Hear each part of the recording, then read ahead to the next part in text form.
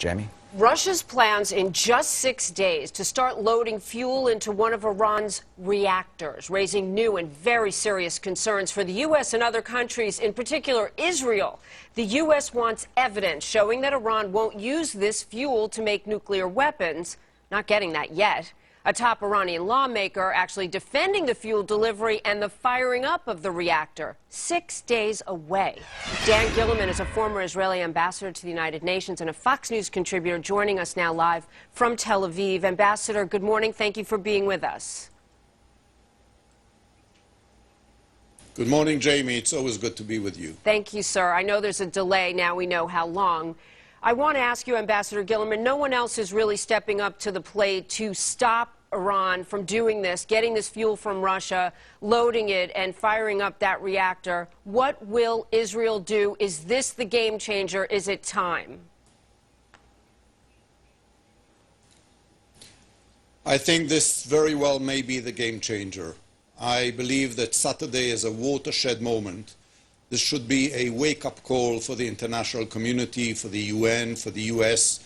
But instead of being an alarm clock, it seems to be a sleeping pill. I mean, the world is just continuing to coddle Iran and to try and tempt it into different deals and to try and engage it.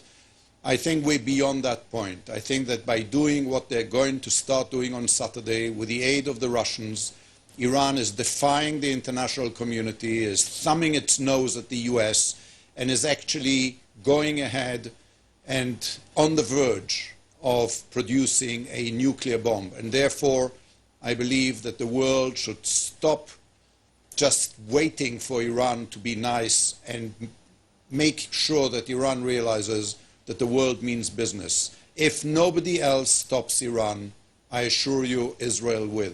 We will not allow a situation in which Iran, with a president who threatens to wipe us off the face of the map and denies the Holocaust while preparing the next one, will have nuclear capabilities. We will not allow it, and the world should not allow it. Ambassador Gilliman, as you watch these developments, what is it that you want the United States to do?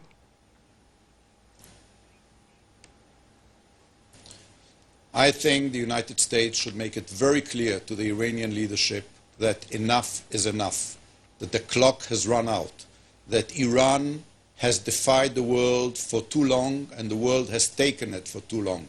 I noticed that only yesterday or the other day, General Jones indicated that the President of the US may actually be prepared to meet with the President of Iran.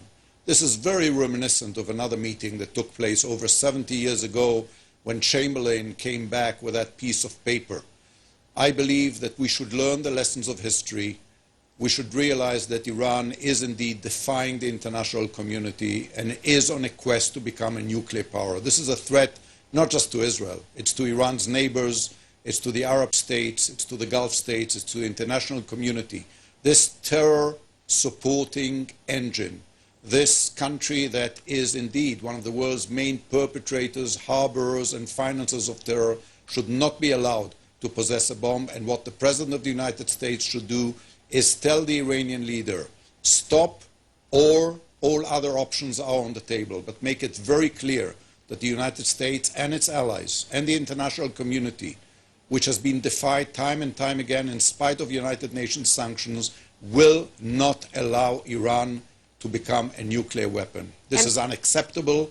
The President has said it's unacceptable. Now he must act rather than just talk. Quickly, Ambassador, before we go, Israel specifically, you have said that it is a watershed moment. It is a game changer, the fueling and the firing up. Why would Israel not respond forcefully? Can you afford to wait for the U.S. or other allies of Israel to do something first? Israel has waited because it has believed, and it still believes, that this is a danger to the international community and a matter to be dealt with by the international community, led by the United States.